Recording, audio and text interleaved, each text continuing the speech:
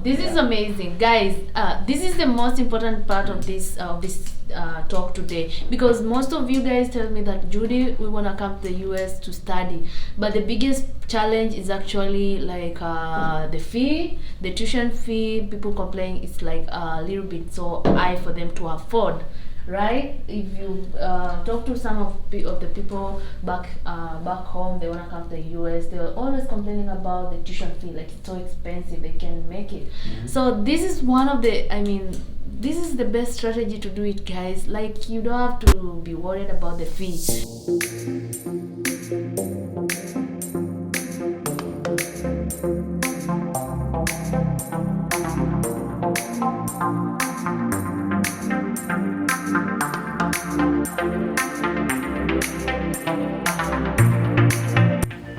Hello guys, how are you doing? So today I'm at the University of Illinois, which is located in Champaign-Urbana.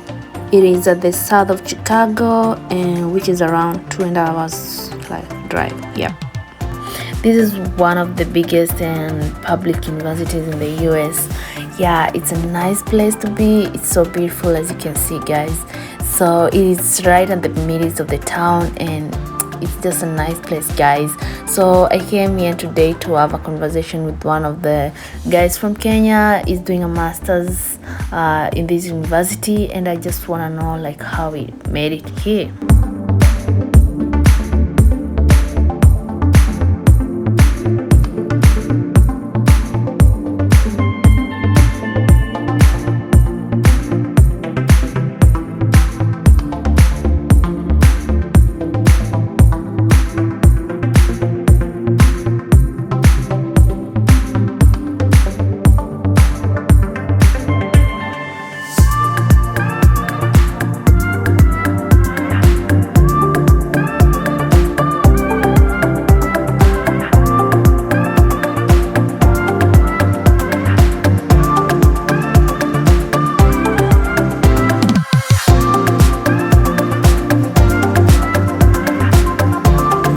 Guys, how are you doing? So welcome to another video, and to those who don't know me, my name is Judy Mainga, and welcome again to my YouTube videos. So I'm so glad that you're watching this video again, and I'm so humbled for that. So today we have an amazing guest. Trust me, guys. He's here to give a story of how he came to the US, guys. This one is an exceptional story, and it's something that you want to hear. For those who want to come to the US, this is something that you want to hear. This guy has quite some good information, because he has come to the US a couple of times. It has not been easy, but he has done it. So I just want him to share with us, and I'm just hoping that you may have an idea from him how you can go through your applications and one day make it through to the US.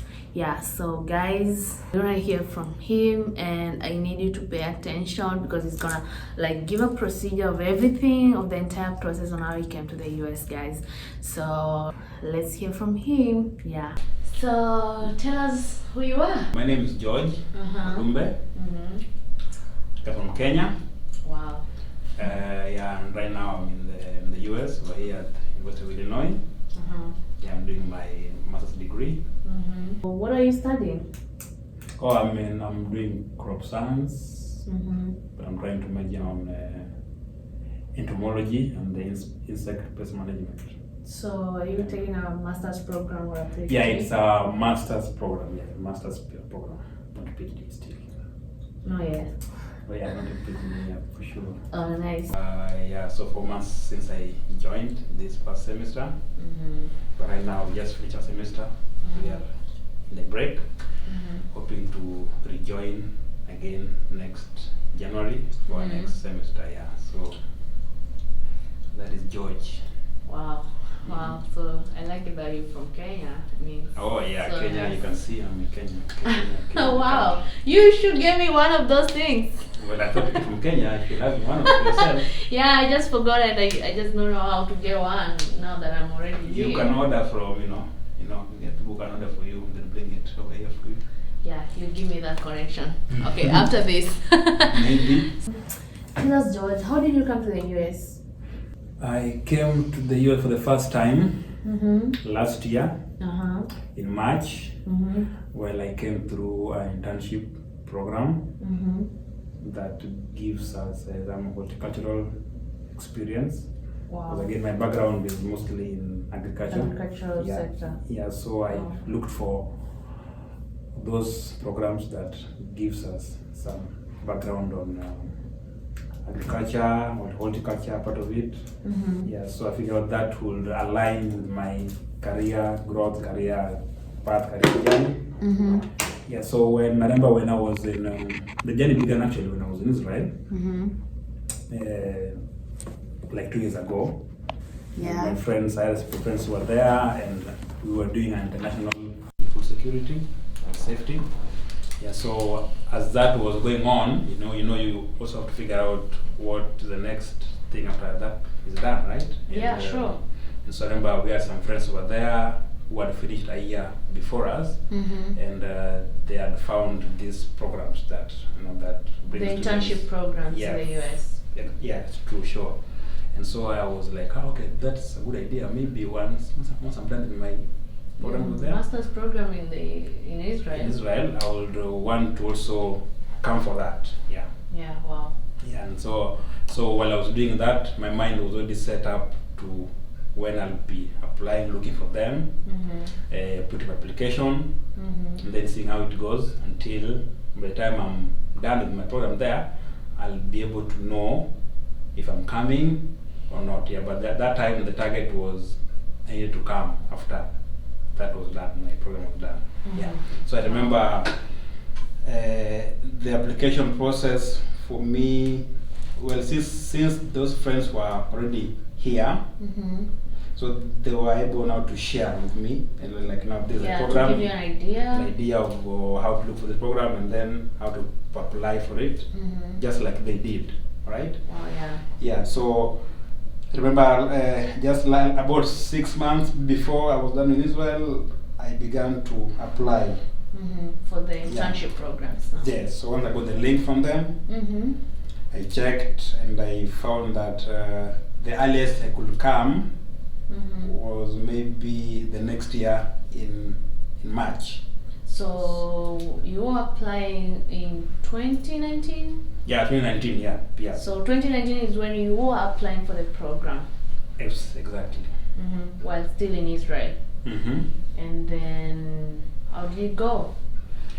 Yeah, so once I knew that I'll be able to to find my way over here through those programs, now I put a lot of work, research.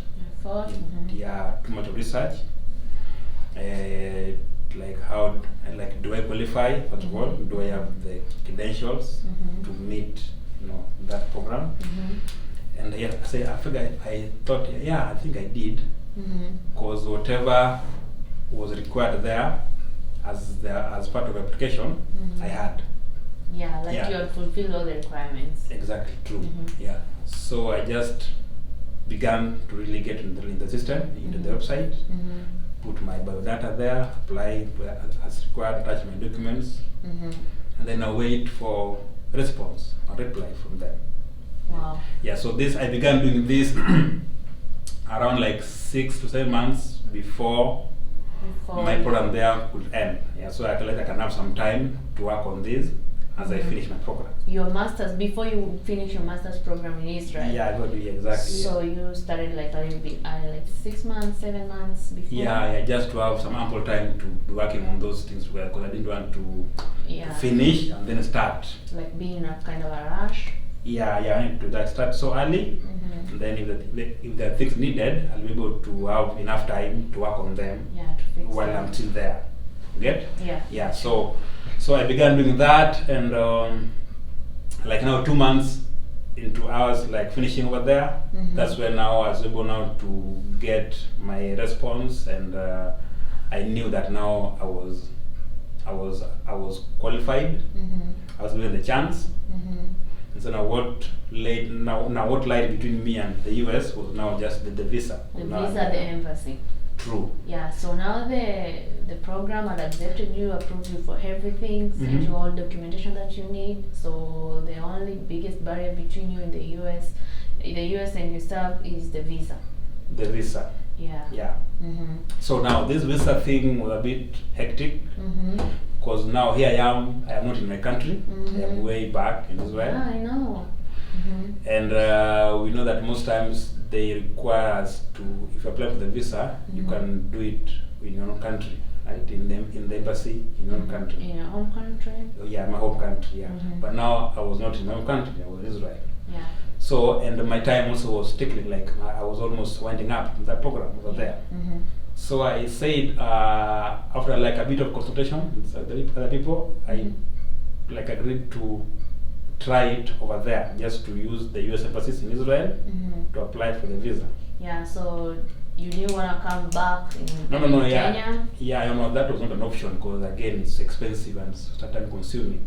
At that time I was also doing the program, so I was busy as well trying to finish with the exams there, project. So there was no time to really go back home, apply, and then now come back again and continue on. So the best thing to do at that time was just to try it in Israel over there.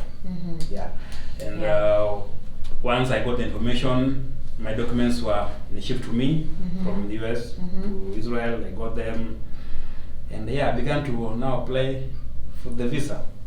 Now this is now 2 months before I was going to clear that program.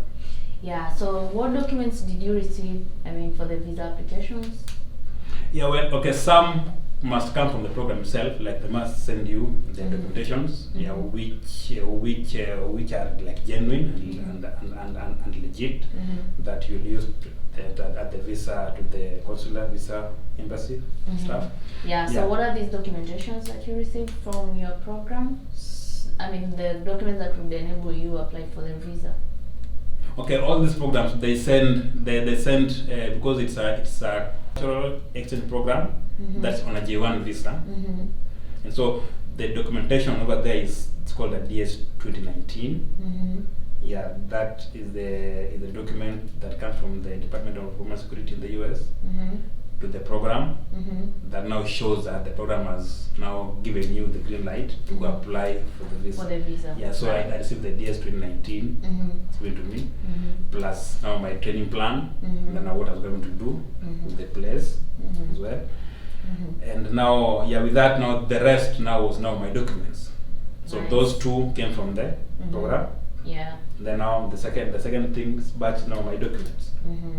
So you had everything ready at that moment? Yep. I got my documentation ready, and my main work was just to key them in the system and apply for the visa.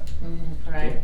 Yeah. And so once I did that, once I was able to apply my visa and get my interview date scheduled, now the next thing was now to prepare for it.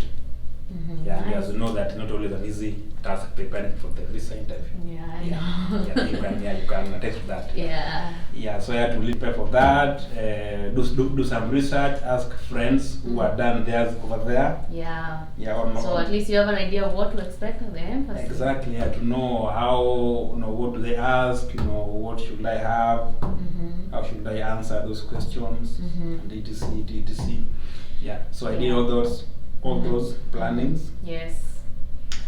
And now I was ready to go with the visa. Now this is like 2 months before my program there ends, and now 3 months before I was required to be here. Okay. So like my time was a bit So you didn't short. even have any time. True, I didn't have any time, so I had to rush things so that I can finish there and then now transit into this one quite fast. To the next program in the US. Yeah, exactly, yeah. So mine was so fast, and I remember, so when I did for that, now when I went for my visa interview, how did it go? Oh, well, that, unfortunately, it didn't go the way I planned, but rather the way I thought, not planned, the way I thought it would go. After all those, after doing all the research work, after preparing so much for it, now when I went there, I went for my first time going to a US embassy, and I know this is not in my country, this is now in another country. in Israel. Taking the interviews from a different country, not the home country. Yeah. So what happened? So my first attempt, like just to cut it short, it just didn't go well because I was denied. So my first attempt was denied. Oh, I'm so sorry. No, it's okay. Yeah, it's not denied, but yeah, I felt bad like that. I felt really bad just the way you were acting. Yeah, because you didn't like you had like 3 months to your program. In the US, and you can't even reschedule or visa that quickly. I mean, I don't know, it must have been bad. Yeah, it was a bit devastating for me to learn that.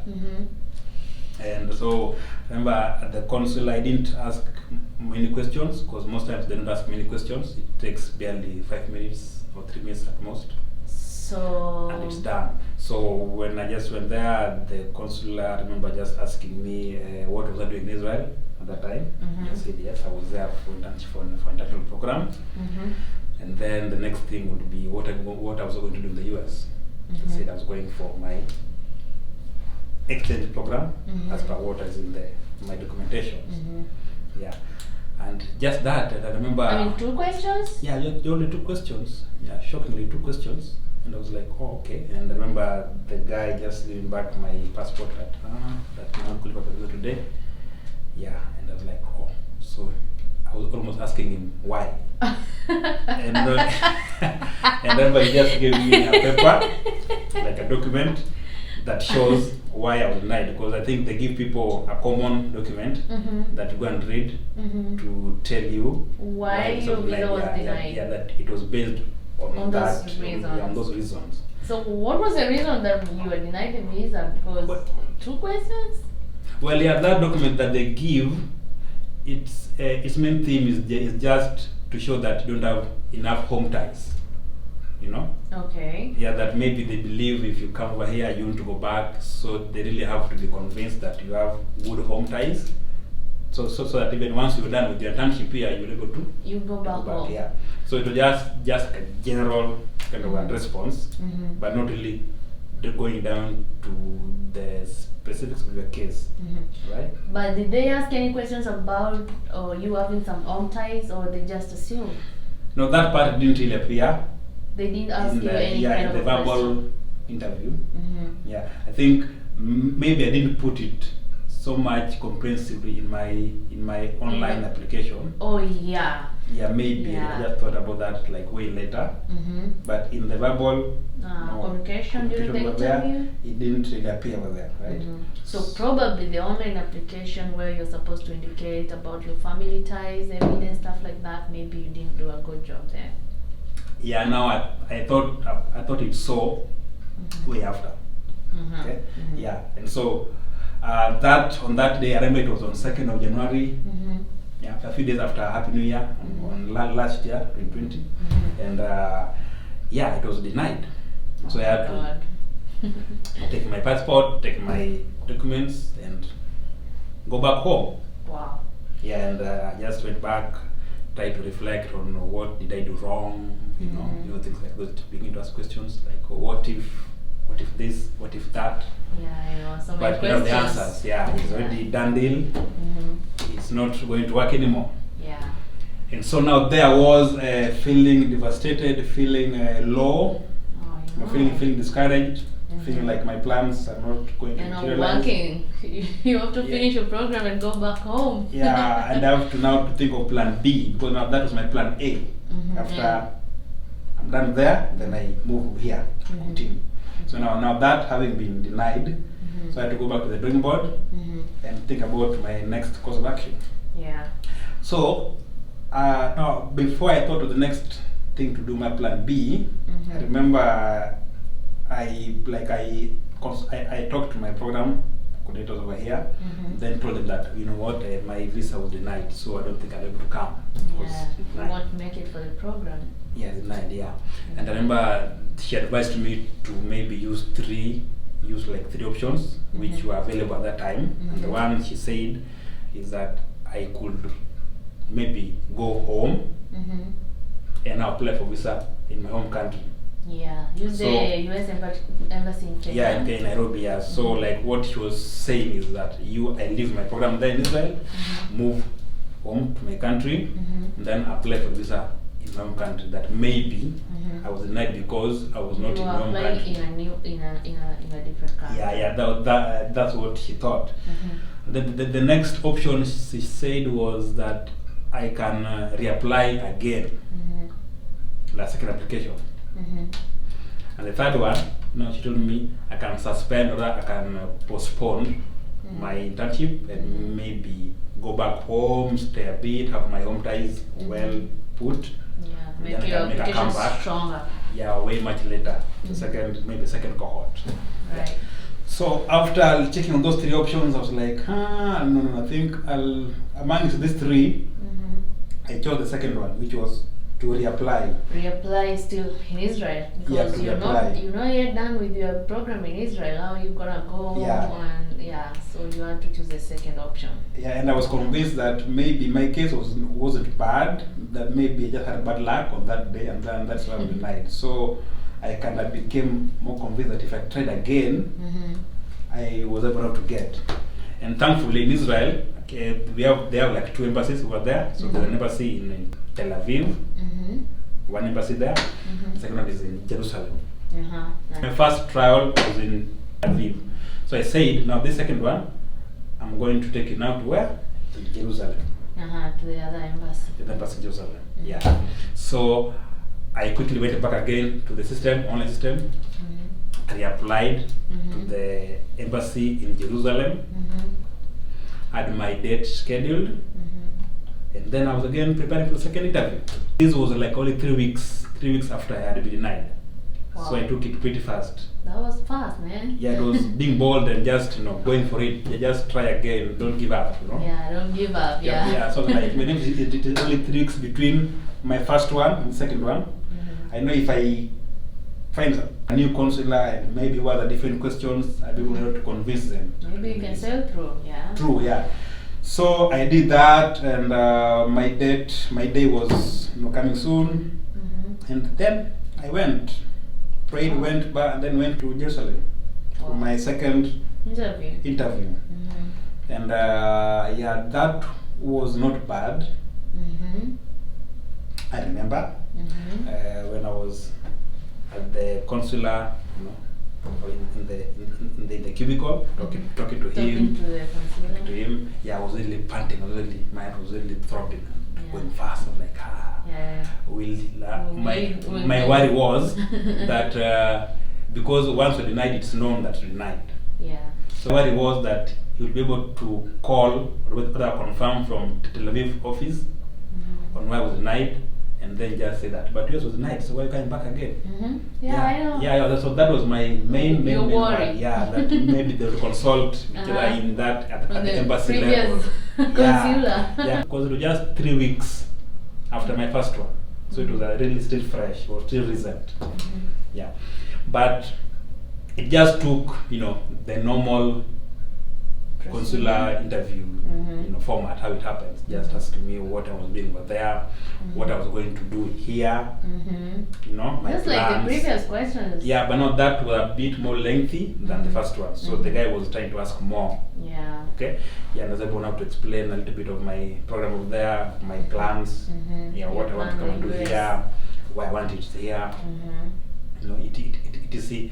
And believe me, once it was done, he said, my visa was granted.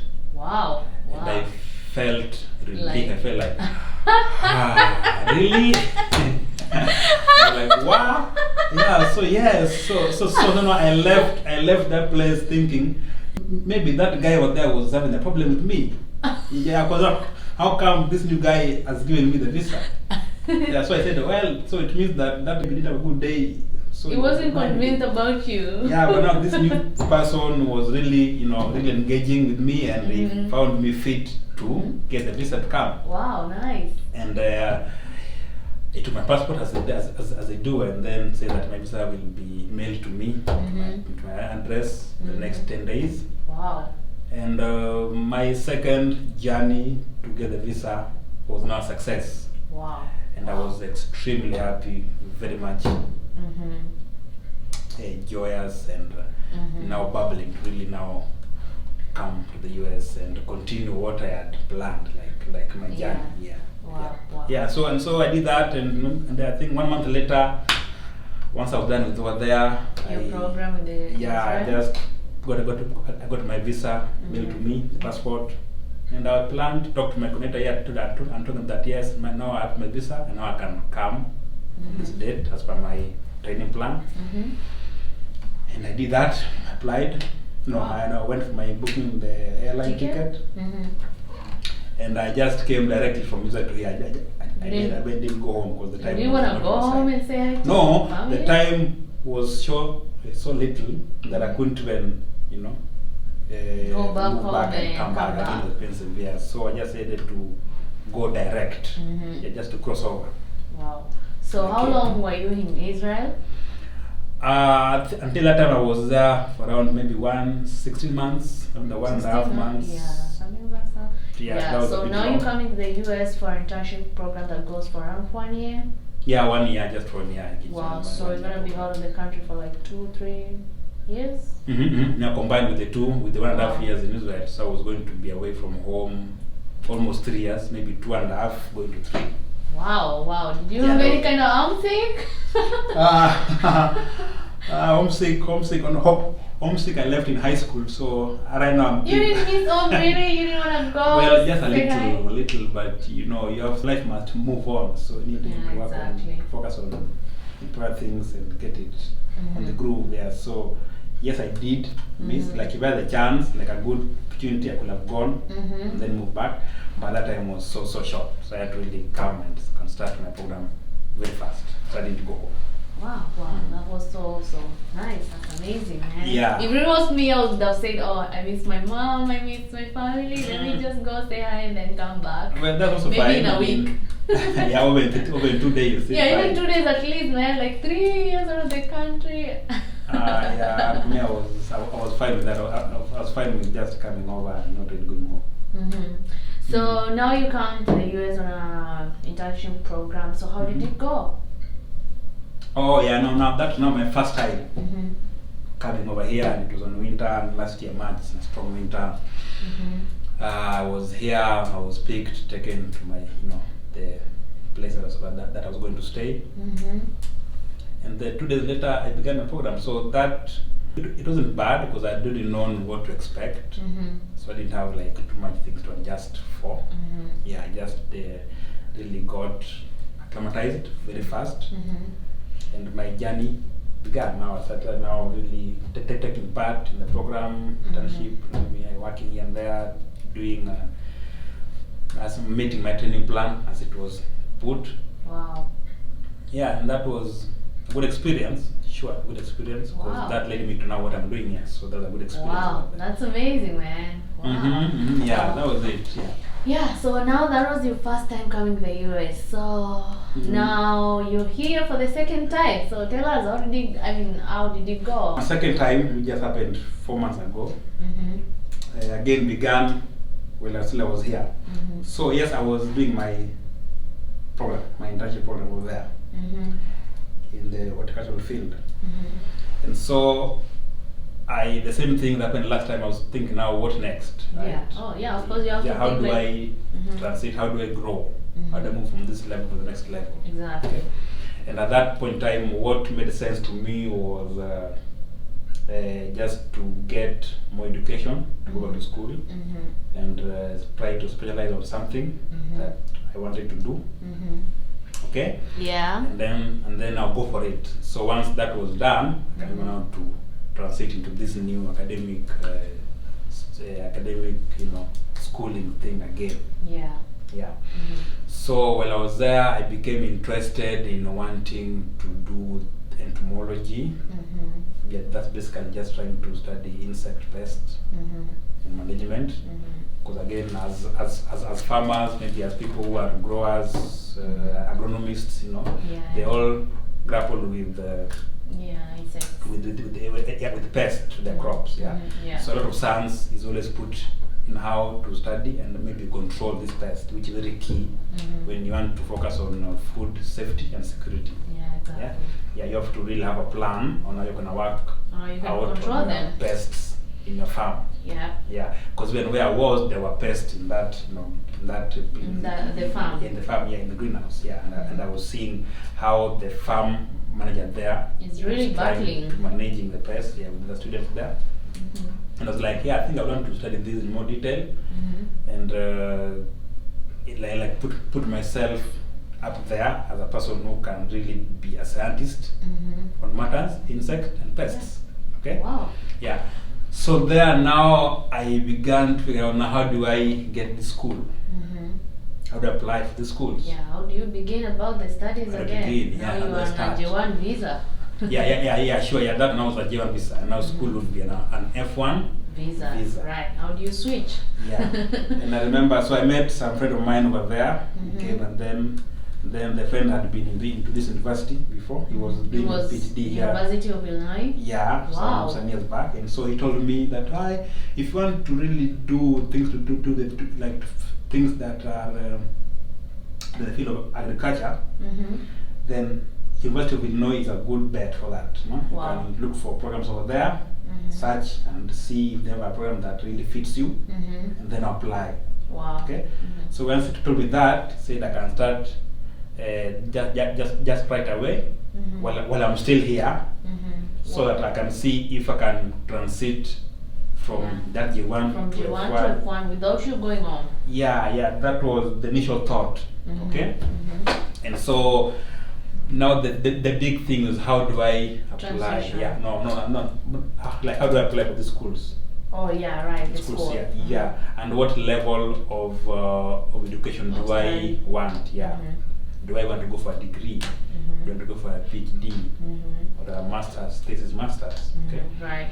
At that time, the master's for thesis was the one that made sense to me, and I didn't have it before. Wow. So that was what I was going for. Okay. So the next thing was to go to the University of Illinois website, the web page, and then look for the faculties of crop science. Yeah. Find a program that fits me. That fits you. Yeah. Yeah, and that's where I found the crop science department in this university. Checked, looked at their website, looked at what they're offering, the course outline, the projects that are there, the people who are working on them, like the professors. The professors in the department. The projects. So the formula that he told me I can be able to apply is, once I look at those guys in that department, the professors now? Yes, and what they do, and if what they do is what I want to do, my interest. Yeah. So I can begin to start to engage them. Wow. Yeah, by just telling them, just writing an email, random email to them saying that I'm so and so, I'm George. Wow. I have this experience, like from educational background to even work background, and then express my interest in what they're working on. Wow. Yeah. Wow. And try to marry it with what I want. Okay. Nice. So I put a good write-up, email, my name, who I am, your interest, my credentials, and also my research interest that I would want to pursue if I get a chance to come to this university. Yeah. So I did that. I began to apply, to write email to these people. I don't know them. Like they don't know me. I don't know them. No connections at all. No one links you up. No connection at all. So you're just a random person applying to come to the university. Yeah. But so long as I have checked their profile, I've seen and read what they do. I've also read what some papers which they have written, so that I can know what they are dealing with, what they work on. Because I don't want to write an email to someone who works on soil, something else, or on maybe climate. Yet I want someone who works on insect, pest and entomology, in that field. Nice, that was a good strategy, man. Yeah, so that's what anyone wants to do that. That's the best way to really go for it. Like if you don't have any connection, then just write an email to a person who has an interest, who has a research work that is in that marrying specific with what you want. field.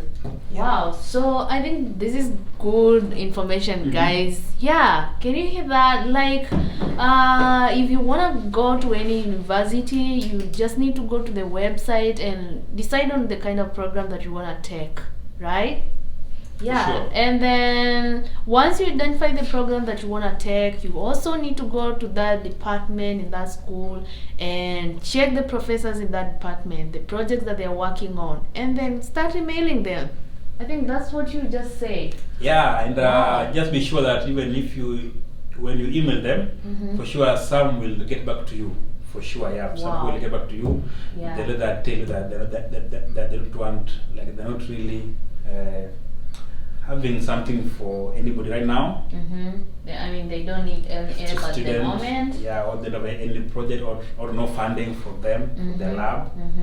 But if you're lucky enough, someone who wants a student will Who really need some assistance on some stuff. yeah, and they can welcome you in. Okay? Wow. Yeah, so when you do that, like to many of these people, then for sure at least one person will really be positive with your research, Wow. and he can engage you or she can engage you, or Wow. or when he or she can know someone who was a student and can link you up Wow. with that other person. Wow, this is Yeah. amazing, guys. This is the most important part of this talk today, because most of you guys tell me that, Judy, we want to come to the US to study, but the biggest challenge is actually like the fee, the tuition fee. People complain it's like a little bit so high for them to afford. Right? If you talk to some of the people back home, they want to come to the US, they're always complaining about the tuition fee, like it's so expensive, they can't make it. So this is one of the, I mean, this is the best strategy to do it, guys. Like, you don't have to be worried about the fee. You can look for a professor in the kind of a department that you wanna, I mean, be enrolled to, and then find the kind of project that they are doing. If the professor can give you some assistantship in the project that they're working on, then that means that your study in that university is sponsored by that professor, right? So you don't need to pay any kind of tuition fees, or yeah, your education in that university is gonna be catered for by that professor that you'll be working with. So my friends who have been asking me about how they can go about this thing, that's it. Yeah, this is it. Yeah, for just for that, yeah, for those guys like who want to really come for the masters level of study, the PhD, yeah, most times it is mostly funded, because the advisor that would want to take you in must be having some funding for a project. Wow. And that's why you'll be able to welcome, like to take you in to work with him or her in that project, right? So the funding that they have over there is what funds even you. Wow. For your welfare and for your fees. So your fees is also like waived. Wow. Because now you become you become like an employee of the university who is working with a particular professor. Wow. In a given project. Wow. That has funding. So the funding for that particular project is what is gonna take care of your tuition fee And your right? welfare. And your welfare. Yeah. Like, you don't have to be worried about your living, food, anything of that sort. For sure, no. Yeah, at that level of education, PhD, masters, because again, the main thing that you do is not really going to class so much. You are really doing project. You're doing research, and that is work. Wow. Yeah. And so if it's work, then it must be paid. Yeah. And Sure. and you must, meet your daily needs, pay your bills. Okay. Yeah. Yeah. So the guy that you work under, The professor now. yeah, has the funding for that project, and now you are an employee Yeah. in that project. In that project. Yeah, so you get returns and you you get get the paid returns for that, as well. and you live just as anybody is living. So actually, you are a university employee, just working on campus, kind of. Just like the professor. The professor is getting paid through the project, so you also, I mean, getting some returns from the project. You really entirely depend on that project. Yeah, Wow. Until when you're done with your your research. And it's interesting how like you get paid because you're involved in the project, like you're working, but at the same time you're working on your master's program. So at the end of the day, you're gonna graduate with a master's program. Yeah, or PhD program. Yeah, or the PhD if that's what you're working on. For sure, yes. So wow. It comes in double package like that. Right? Wow, this is amazing, man. Guys, yeah, you should try this. Honestly, this is a true testimony of that strategy. I think I talked about it in my previous video, and this is someone just confirming what I just said. Guys, you need to be serious. Don't tell me about I don't know tuition fees. That's why I cannot come in the US. I don't want any of that again. Anyone can do it, because when George was emailing the professors, he didn't have any connection, right? So you are there in your own country, you don't have any connection anywhere in the US. You can just go to the emails and send those messages. Doesn't mean that you need to know these lecturers. You can just express yourself and they will respond to you. And that's how you begin your journey to come to the US. Right? Yeah, so just to get back, so having done that, way before I left, before I finished my program in the US, so I was lucky to find an advisor who was willing to work with me. So now you've applied you've emailed them? Emailed random professors there, and now I got one response from a professor in this university. Wow. And he was like, at that time he didn't have a project for any student, okay? Wow. But he knew another professor who may be in need of a student. Wow. So what he did, he just gave me the email for that professor and told me, can I inquire from this person? Wow. Based on what I had given to him. Wow, okay? That was so that was like a thorough, just because he had seen my profile and everything else, he knew that this person's profile can match that that I know.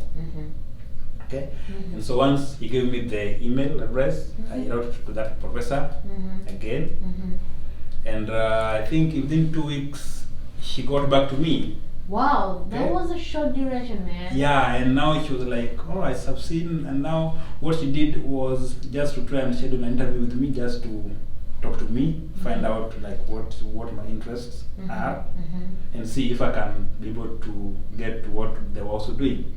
Wow. Okay. Yeah. So I did all my research and found. So I was able now to go and read a lot of her work online, her papers. So I can also have the background on what she does. Wow. Yeah. So once she did set an interview with me, we talked, just a normal talk. Then to get to know each other, what I was doing here, and what she was doing.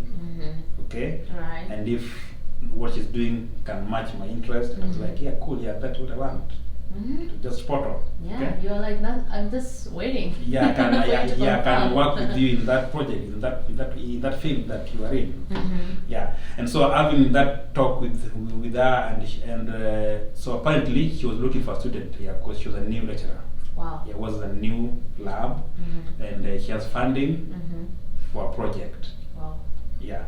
So me being there was timely for her. Wow. Okay. Wow, that was so lucky. Yeah. So after that, we just talked, became not really friends per se, but now we are trying to connect, and she could tell me what to read, like what to expect, and now I was given the go ahead now to lodge my application, now to apply to the university. Right. So that they can go through now all my data, my credentials. Yeah, and give you an admission. And now give me to give me an admission. So this took pretty long, a bit long. Like how many months? Because what we discussed with that advisor is that her project was to start in summer. So summer meant like this year in April. And April, that May. time it was around. And that time it was around February. February 2020? No, just February this year. February this year. Yeah. And the program was supposed to begin in summer. Yeah, the research now, the fieldwork research was supposed to start in summer, because now that's when the season here begins. Yeah. Because it's a good weather. Yeah. Okay? Yeah. So again, I was caught within a small time zone, just the same way I was caught in Israel. So again, the history will repeat itself again. Yeah. Right?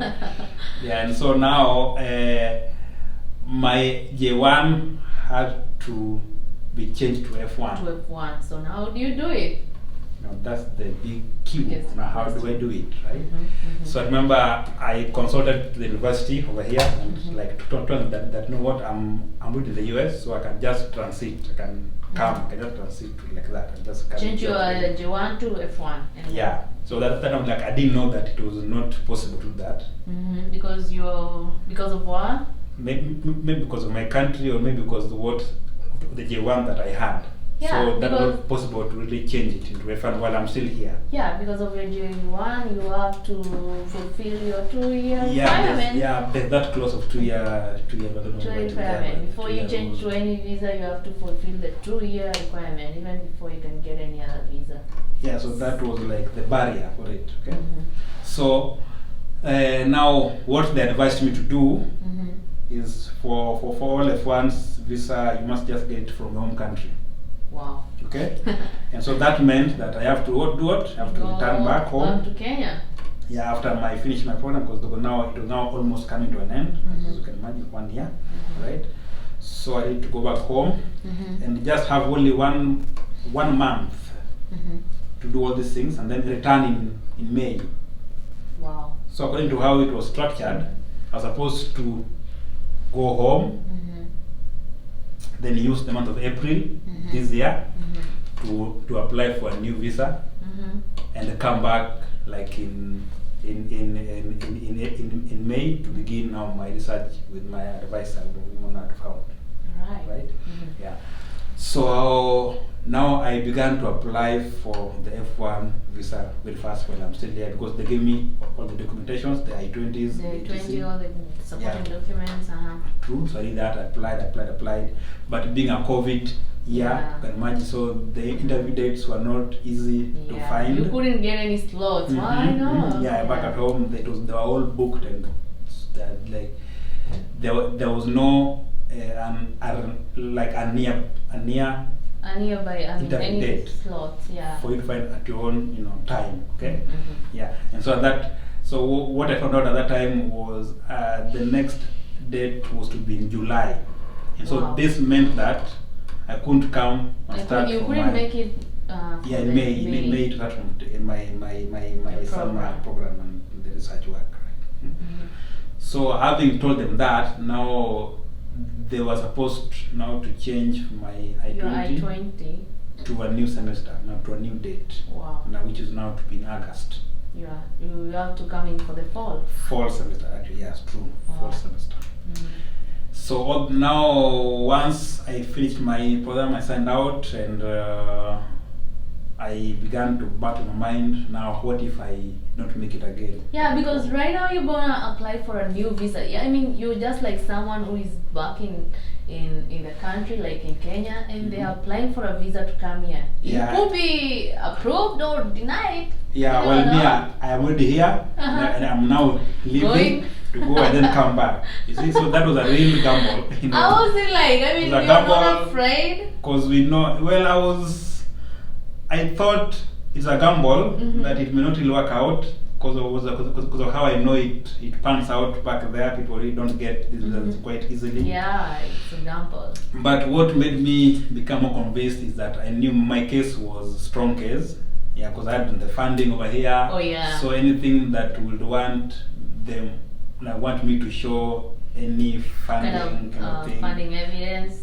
Yeah, the university here was going to really had a document for that. That these student funds are like this. Are taken care of. Taken care of like this. Yeah. So like that, I don't need to have my own huge funding for that. Wow. Okay. Wow. So that kind of gave me a bit of hope that I know it may not really be like I want, but all the same I have to leave. Because again, if I overstay, I may not really get your future. Coming back may not be easy. US, so I began to really work with time, and just when I finished over there, signed out, checked out, and now ready to go pack my things and went back home for the first time in almost 3 years.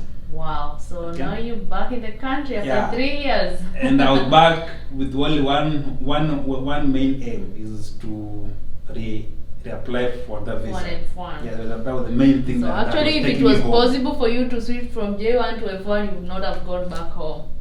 Maybe no, yeah, maybe I'll have gone this time, like this At a Christmas. later date. Yeah, when there's time, maybe to travel and so forth. Yeah. So yeah, I remember I did that, and I went back home. This year actually, around April over there, back home, waiting for my interview date. Remember, I did go home when my date was already scheduled in July. So before you leave the US, you have scheduled everything. You're just going home to be present. To wait for that. Because I tried to look for new day. I didn't see it. They were all packed and booked, so there was no any near date to really, pounce on. Yeah. So I did that, and I went, stayed home. Now seeing family. It was nice also being back at home for those 3-4 months. Yeah, at least the missment. Get to reconnect with people again. And then fast forward, the date came for that not from another interview date. Now this became my 3rd US visa interview. Wow. 3rd one in 2 years. In 1 year. Wow, you're so lucky, man. So I was going for a 3rd interview. Huh. The consul again. Well, in my mind, I'm still having the ghosts of the first interview that went haywire, and the second one that went well. Yeah. So I'm like really fingers crossed that it should go the way the second one went in Israel. Yeah. And I did go there. I went and did the usual stuff, online, and surprisingly, that also went so well. Like went much to my shock. I didn't expect it to go that easy, that fast. Wow. Because there was no any question that I was asked, that I was really prepared for. Okay? So what kind of questions were you asking? So now the nature of my second interview was quite simple because I had just left US a few months ago. Yeah, right. Okay. So my records still show that I was here for 1 year and blah blah blah. So what the guy once he checked my passport and saw that this guy was in the US for this program, and now it's planning to come for a new study program, and they match and like what I was doing. The program links to your master's program that you want to go to in the US. So now it is consistent. Alright. Okay. And then number 2. So now what he was trying to ask me is just to confirm that so I see you are here in Minnesota for 8 months. I said yes, I was there doing this program. Okay, fine. And now you want to go back to Illinois to do now MSc this program? I said yes. And then I was to ask, is it a scholarship? Right. I said yeah. I have funding for that. I gave my documentation for that. He saw. Yeah, did he ask for the documentation or he just handed them over to him? He asked, I wanted to see that document that shows how my funding is structured. Wow. So which I had the document from the university. I gave it to him. He read it, so okay, fine. And he just said, okay, your visa is granted. Wow. Wow. I mean, that fast? So it was like, so I mean, it's not even. Yeah, that shocked me. That literally shocked me because there was no any explanation that you're giving for all that. I mean, interview. Just like, are you going to do this? Yes. Yeah, the normal questions that you will expect is why are you going back? Exactly. What are you going to do? What are your plans? Are you planning to come back home? Come back, yeah. So none of that. So that was not part of what he was asking. Just trying to confirm that I was here. I mean, 4 months ago. Wow, this is interesting. And now I was going for another F1 program.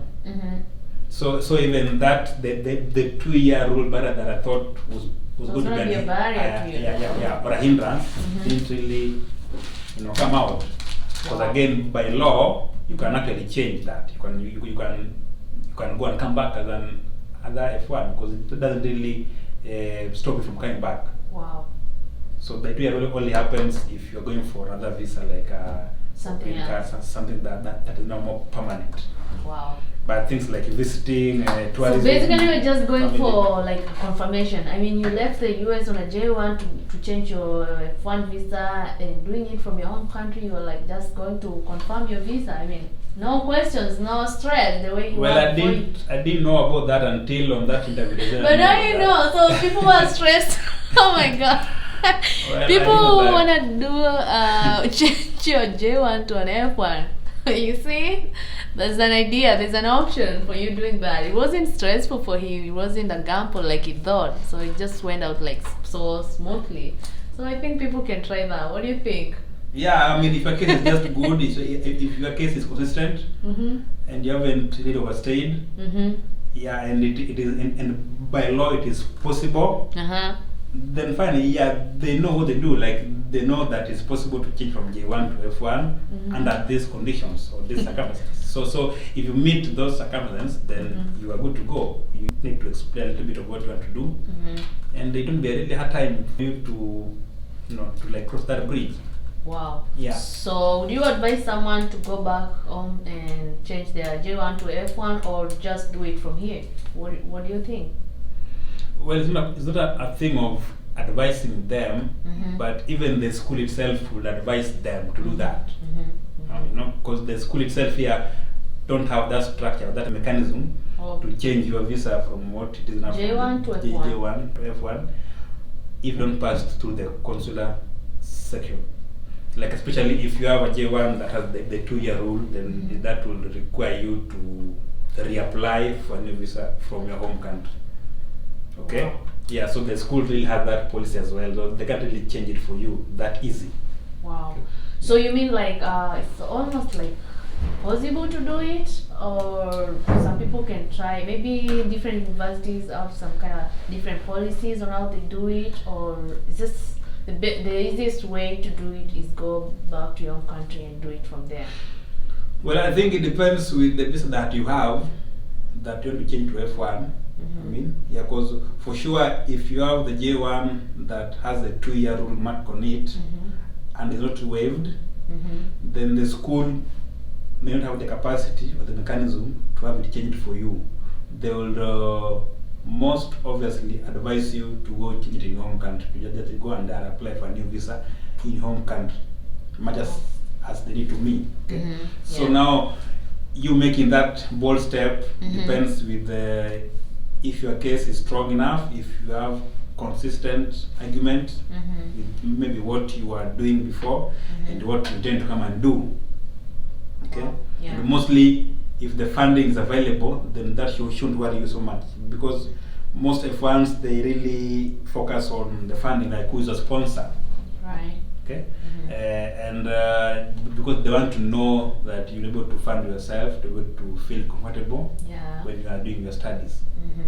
Yeah, so if your university or your college here has given you a scholarship thing, and there's a document for that, then that is a binding stuff that you can really prove to the embassy that the school will fund you in this and this manner.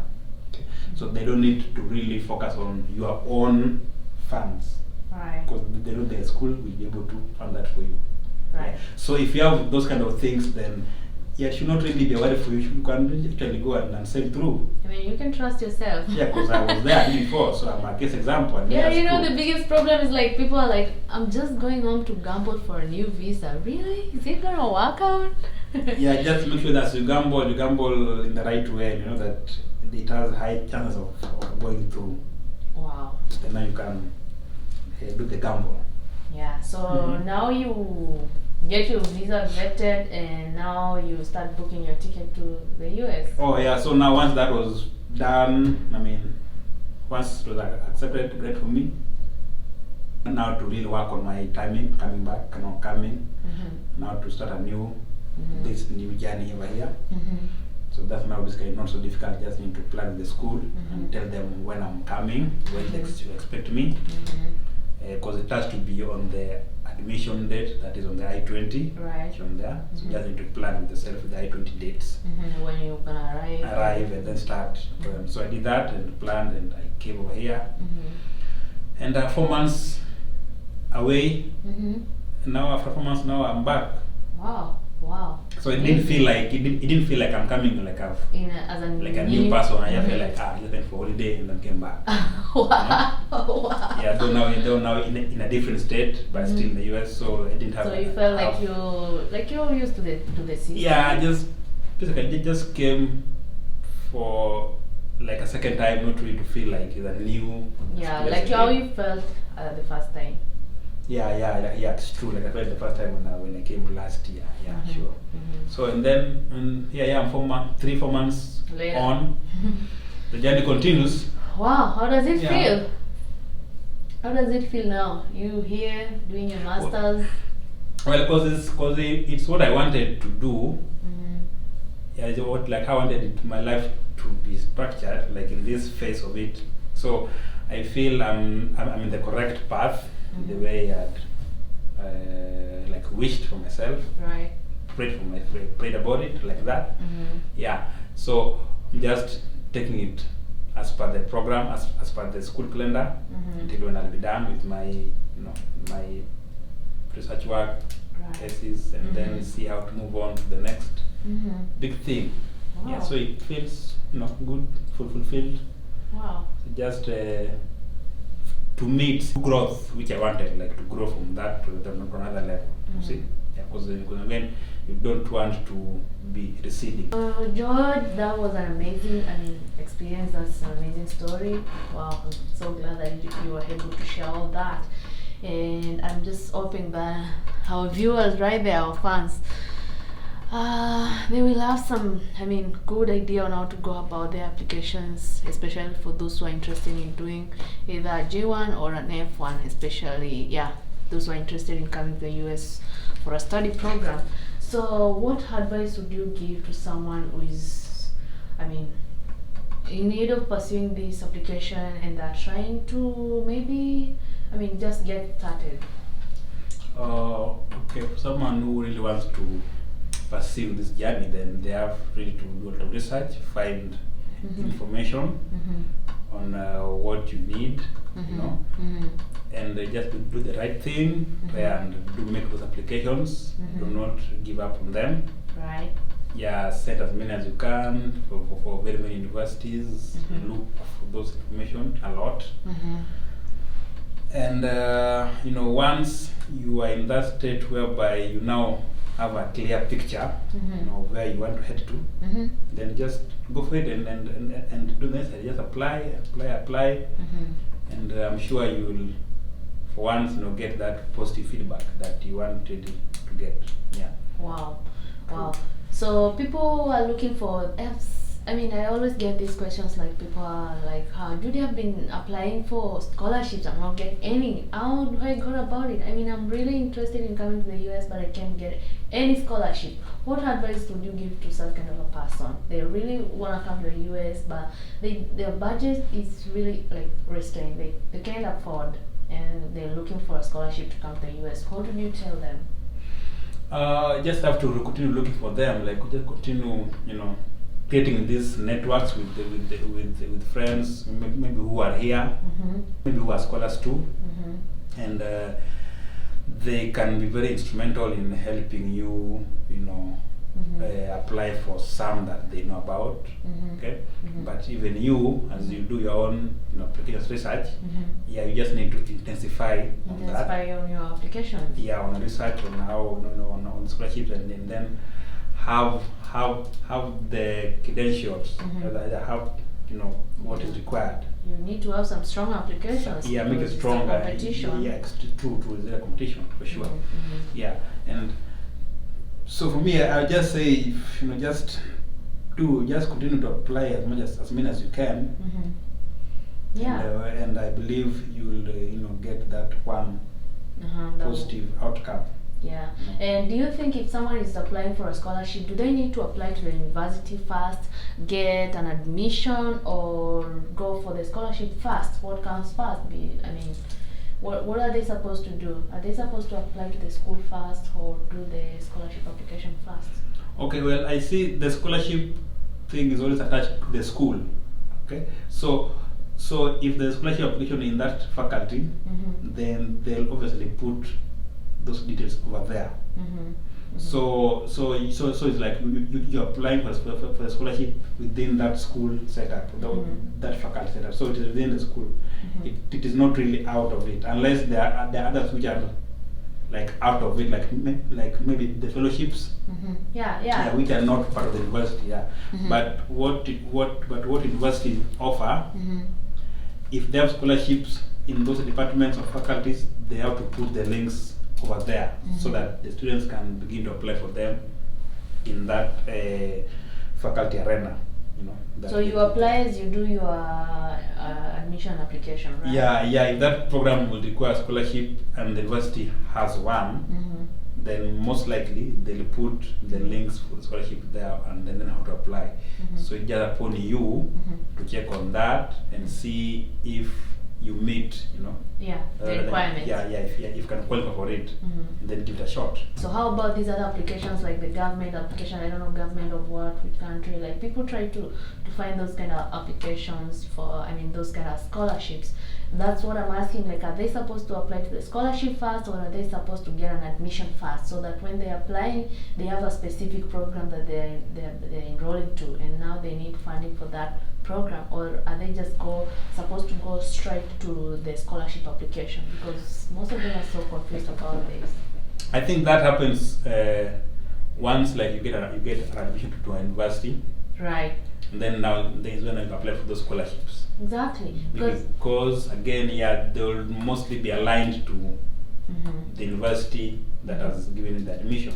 Right. Yeah. Because I don't think you can apply for scholarship without having, like now, once you get the scholarship now, where do you use it? Because if you didn't have the school ready exactly to admit you, so the scholarship system really won't. I don't think they'll be able to take your application most serious if there's no school waiting for you to join. Yeah, you're just applying for a scholarship, but if we give you this funding, where are you going to take it to? You don't even have any enrollment yet. Exactly, we don't have any school or university that has admitted you. Yeah, so I think it begins from the university first of all, and then now the scholarships come later. Right. So guys, I think this is one of the reasons why most of your scholarship applications are not going through, because you just, Google scholarships in the US. Yeah, you only go online and look for scholarships in the US and then begin applying to that. That's not how it works, guys. We just start from George. And as I also said in my previous videos, like, you first have to find a program, apply to the university, and then get enrolled fast. You have your program ready, and now you are looking for funding. Now when you're going to apply for the scholarship, at least you have all the details. You have enough information to convince to that sponsor that I'm gonna be doing this program, I don't have this kind of funding, and I really want to do this program. At least you have something in hand. So I think that's how you're supposed to do it. Those people who are asking me about the scholarship thing, this is it. And I think they can, scholarship, if you don't get a scholarship, you should always have a plan B. Don't stick to that. Like the way you said, use the graduate assistantship options, like what we said, like email the professors and try to get some funding out of those projects that they are doing. That's another idea. Don't stick to scholarship thing if it doesn't work out for you guys. So what is your very short? Yeah, very short. Oh, I just say thank you for passing by. Thank you for locating me. I don't know if locating me. I had to find you because I needed the information. Well, I hope I gave you what you needed here, so the viewers over there. And just welcome back to Champaign, to Illinois. Thank you. And I hope to see some of your followers over here to check in there, and I'll be happy to meet them and share their journey together and just have a productive discussion with them, thanks to you in this platform. Wow. Yeah. Wow. So thank you again for coming and spending some time talking to me for this. Yeah, wow. Thank you so much, George. You don't know how much, information you've given us and how many people you're really helping out there, because this story gets so interesting and like so genuine when someone tells it, like someone was gone through the entire thing and it speaks out from experience. So now they know this thing works. Right. So guys, that was George Odombe from Kenya. Yeah, you've heard from his story. It was kind of challenging, but as we say, you never give up, because you never know, maybe that time you're thinking of giving up is when you're going to win. So yeah. Put your efforts, guys, in your American dream. Don't give up. Keep doing it. Keep doing it, guys. Yeah, you have to do it again and again and see it work out. So that's all what we have today, and guys, we're gonna be seeing you in the next video, and please don't forget to like this video, share to your friends. Please share this video, because we want so many people to get this information and know how to work out their things. And of course, don't forget to subscribe, guys, so that you may get a notification of the next video that we'll be working on. So for now, bye bye.